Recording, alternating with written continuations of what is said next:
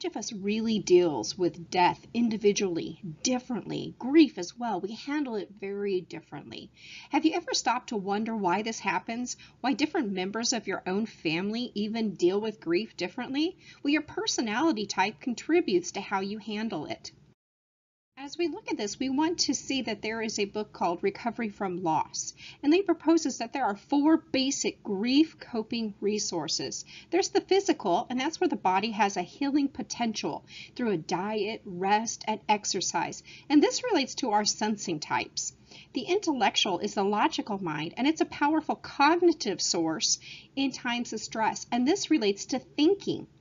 Emotional is the support of meaningful relationships that can guide, and it relates to the feeling types. And lastly, spiritual.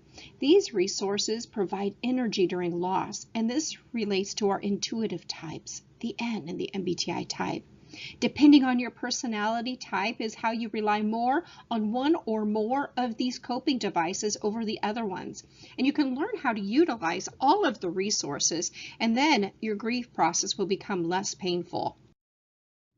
As we look at the introverted personality types, let's start with the INFJs, because these are very, very deep feelers, and they care very much for other people, humanity, and for harmony. And they want to make a difference in people and in the world. And because of this very warm heart, tendency to kind of wear their heart on their sleeve, they have a hard time dealing with grief. And sometimes it even is dealing with the grief of a world, meaning that it's cruel and unfair. And it affects them very deeply. So when they really are first experiencing some kind of loss, their very first thing to do is to ask why. Why did this happen? And then they start to ponder, because that's part of that introverted side. They ponder the reasons behind it, and they try and struggle to figure out why it happened. Then after they have pondered the question, they're going to figure out what they can do. Now, they're going to have different patterns for how they grieve, but mostly INFJs find themselves capable of breaking down with emotion. They become overwhelmed with it, and they need to really let it out, because if they don't, it's only going to get worse. They need to really allow themselves to feel exactly what is going on, otherwise they become overly burdened. The INFP is a very caring individual, and they also feel things very, very differently, but they're more internal with their emotions, and they process things inside of themselves. They tend to withdraw from others when they are really feeling an immense amount of grief, and they care about others and find themselves saddened by how much pain there is around them in their community, their family, in their world. And when they see someone hurting, they really want to help these other people, and they connect to somebody else, and they're going to feel that pain through other people. They experience loss of their own pain, and they have to handle it in their own way. They're really well equipped to handle their own emotions. However, they do need quite a bit of time in order to process what they're feeling. And then they can appreciate that grief is really an important part of life, and often they'll be able to realize that they need to go through the process to come out the other side. They're going to use their passions to pull themselves out of their grief, whatever their passion is. And maybe their passion is reading or writing, or they may want to listen to music or play an instrument. The INTJ needs a lot of space to process. They like to keep things inside, and they're going to go through a lot of thought process and emotions with their grief. They can and they need space, remember that, because they don't want to be around others. They were going to find that it's really more necessary for them to withdraw to find it. And they will tend to obsess over something like maybe watching a lot of TV or reading a lot. So the best thing to do for an INTJ is simply to express that you're there if they need them, and let them know that you care for them. They enjoy writing it out, and that can be a really good way for them to process their grief and to help them to understand it better. Now remember that they are logic-minded, and they want to process and be able to handle the reasoning behind the grief, and to be able to make sure that they can understand what occurred, and they want to come to a very logical conclusion and solution. An INTP really is going to bury themselves in sorrow, and that That's how they do it, is they really don't process their grief at first. They're going to find a way to completely ignore it. They're going to want to hibernate inside that denial phase. And they want to really take some time before the pain resurfaces, before they're able to deal with it. They may refuse to show emotion, and it make it look like they're really perfectly fine, although inside of them there is a boiling turmoil going on. And it's best if they're allowed to fully feel their grief. And even though they're not really capable of handling this pain in the presence of others, and they can process it on their own. And sometimes it helps them to be with other people and to listen to other people express their own sadness, their own griefs, and listen to them explain how they're hurting so that they can process it. And it also helps them to read about that grieving process, which may be oddly comforting, but this is the way that they're going to be able to handle the logical practices and reasonings in order to process what they are feeling. When we look at an ISTJ, they're going to do whatever it takes to distract themselves from what is going on. And they really just can't handle it. That's how they're going to cope, is distract themselves. And they process and handle grief really slowly rather than all at once. It's a very private thing for them. They don't want to grieve in front of anybody else or even see that anyone or let anyone see that they have emotions. But they are going to feel very exposed if someone's watching them, and that's going to hinder any kind of that grieving process. They want to be able to talk to someone at times, but it needs to be someone on a one-on-one situation that they really do trust. And then after they're able to do that, they'll be able to also listen to someone who understands their pain. And that will help them to accept what's going on, to process their grief, and also to be able to understand that their emotions are okay, even though the grief is a very personal thing. The ISFJ finds themselves really looking for distractions. They're going to do whatever it takes to avoid any kind of suffering and grief. And they attempt to uphold those duties, and they're going to keep people around them. However, after a while, grief is going to help them or make them just completely shut down. And they're going to be overwhelmed with the feelings that are surrounding them. They're not going to be able to handle loss or pain well, and they're going to find it easier to put up or to put off any of it. They tend to be more depressed than their usual happy selves, and they are not easily expressive when it comes to their sadness. They want to shield other people from pain as well and protect them, and they find themselves really attempting to help others who are suffering from their own griefs. So eventually they will have to process their grief. Everybody does, and when they do come to that point, they need to do that alone because they're very private and they want to be able to keep that to themselves. However, if there is someone who's very close to them, they may be willing to open up to someone on that one-to-one situation. Looking at ISTP, we want to be able to see how they can work through their grief alone. And they do this best, again, when they're given plenty of space, just like the INTJ. They want to be able to realize that they can process things. However, they may seem that they're very fragile, and this is frustrating to them because they want people to look at them and see that they can handle anything. So be sure that you give them a space and make sure that they know that you're just there. They find it most easy to move on by keeping themselves busy. They're going to be very task-oriented and constantly busy instead of facing what's going on. And they're going to want to take on some projects that's going to help them to process their emotions. And this is really helpful for the ISTP. They want to be able to process their grief by doing things that are really very natural to them and logical to them, like problem solving, which will help them to come to accept their grief on their own terms. And being forced to feel their emotions by others is not helpful. Do not try to force them and do not try to pressure them in any way. Lastly, on our introverted scale, we have an ISFP, and they also need to be able to process their emotions on their own. However, they are going to do it best if they have somebody very close to them who can help them on a one-to-one point. And you want to be able to help them to sort out their feelings internally and to come to grips with it. They often feel that things are very deeply. They have this incredible sense of deep feelings, and they're very, very sensitive, extremely caring, and it's important that they're allowed to grieve in a very open and accepting way.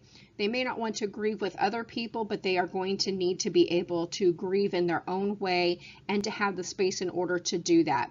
Obviously, this is going to make some things very challenging. So if they have someone very close to them that they can trust, they're going to really need to vent to that person and allow them to care with them and cope on what's going on. And they're going to be able to feel that support and love is really the way of helping them to be okay. As we move on to our extroverted personalities, we usually can see that the extrovert is going to take a major role in the grieving process, as they need to process with other people and being with loved ones. And this is especially true with the ESFP. They're going to want to be able to talk about what's bothering them, and they don't want anyone to tell them to be silent or to be quiet. They need to verbally process. They need to express. They need to be able to lean on others for comfort. And they need to be able to really let their emotions out. And they will often find themselves really being distracted at times and doing things that they enjoy with people that they are with. And that's really going to be helpful, especially if these other people can help them to really determine and to look at and to process their grief. But dwelling on it for too long is not going to be helpful for the ESFP. The ESTP deals with grief by keeping themselves extremely distracted. They are going to be very task-oriented. They're going to drown themselves in whatever they can, and especially something that's going to be fun or exciting. And they dislike sitting around, and they dislike thinking about it, and they dislike stewing in their own thoughts because it really is overwhelming for them. Instead, they need to cope with their grief by surrounding themselves with other people who are going to be very supportive and caring and to help them deal with it. They also are going to have a hard time dealing with their own emotions, and they don't really want to express them. So it's best if they can have somebody around them who can show them how to deal with their emotions, and that there's a positive way that they can do so. And ESFG is one of those types that really struggles very much with dealing with grief. And this is because they prefer to ignore pain altogether. And they will distract themselves by helping others, doing things with others. And they often then are going to find themselves, although capable of helping others deal with grief, very incapable of handling their own grief. And they often are going to forget to take time to really help themselves. So because of this, they ignore it and feel like they've moved on until they shut down. And this is where they really become more closed off, or seem to be more closed off than usual, because the grief has caught up to them. And this is when people around them really need to help them open up and to deal with their grief and to find someone to trust with, and so that they can really attempt to make some kind of peace with what is going on. As we move on to the ESTJs, we notice a very practical, realistic, logical person who has a very strong sense of loyalty. They are loyal to others, and dealing with grief for them is very difficult. And this is because they want to keep their emotions away from others, because they are very logical. So when they suffer some kind of grief, they're really incapable of bottling up the emotions, and they have it difficult, or they find it themselves letting their sadness out in a very unproductive way. So since they have a hard time opening up until they are just overwhelmed, it's best that they be around people that they can trust and who can understand their pain, and that's going to help them to express what they're feeling. They're not going to be very comfortable discussing their feelings, their sadness, and their grief, and especially with someone who doesn't understand what they're going through. So they need to have someone who's going to be very sympathetic to their thoughts and their fears. So they also are very fearful that whoever they talk to or share things with is going to be judgmental of them. So it's important that they know, or it's someone that they have around that is going to understand their pain and help them to move. As we look at the ENTP, this personality is very, very good at completely avoiding their grief. They're going to do everything they can to distract themselves, and especially with fun and humor. So most people aren't even going to realize that an ENTP is really going through any grief process, because they are dealing with it by distracting themselves and being funny. So this is really a challenge, and they're going to attempt to completely ignore this. Ways of even keeping their minds busy, including focusing on responsibilities and goals and burying themselves. They will very much bury themselves. However, this being said, they are still very, very caring people, and they'll help other people, but they're going to struggle with their own emotions. And mostly that's because they simply don't understand their emotions on that very deeper level, because remember, they favor logic over everything else. Their feelings are often easier to be pushed aside than to cope with them.